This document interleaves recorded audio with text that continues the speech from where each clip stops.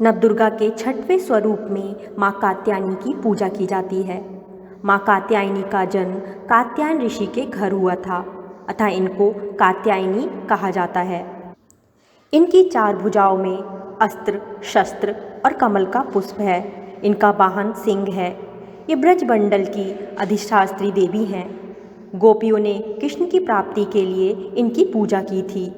विवाह संबंधी मामलों के लिए इनकी पूजा अचूक होती है। योग्य और मनचाहा पति इनकी कृपा से प्राप्त होता है। कन्याओं के शीघ्र विवाह के लिए इनकी पूजा अद्भुत मानी जाती है। मनचाहे विवाह और प्रेम विवाह के लिए भी इनकी उपासना की जाती है। वैवाहिक जीवन के लिए भी इनकी पूजा फलदायी होती है। अगर कुंडली में विवाह के योग क्षीण हो तो भी विवाह हो जाता है। महिलाओं के विवाह से संबंध होने के कारण इनका भी संबंध बृहस्पति से है। दाम्पत्य जीवन से संबंध होने के कारण इनका आंशिक संबंध शुक्र से भी है। शुक्र और बृहस्पति दोनों दैवीय और तेजस्वी ग्रह हैं, इसलिए माता का तेज भी अद्भुत और संपूर्ण है।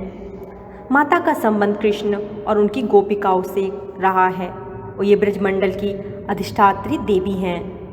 गोधूलि बेला के समय पीले अथवा लाल वस्त्र धारण करके इनकी पूजा करनी चाहिए।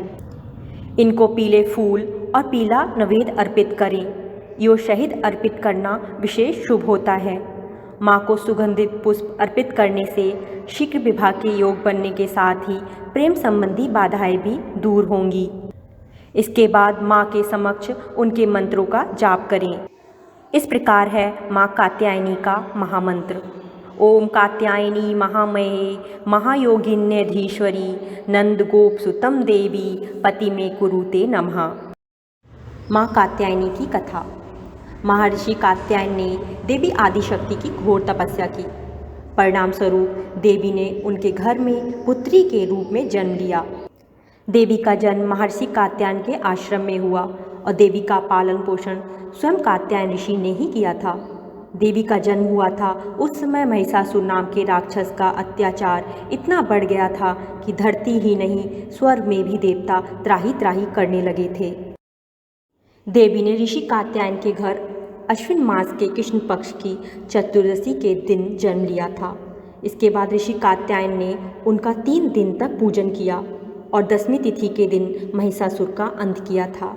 इतना ही नहीं, जब शुंभ और निशुंभ ने भी स्वर्गलोक पर आक्रमण करके इंद्र का सिंहासन छीन लिया था और नवग्रह को बंधक बना लिया था। असुरों ने अग्नि और वायु का बल भी अपने कब्जे में कर लिया था। असुरों ने देवताओं को अपमानित कर स्वर्ग से निकाल दिया था।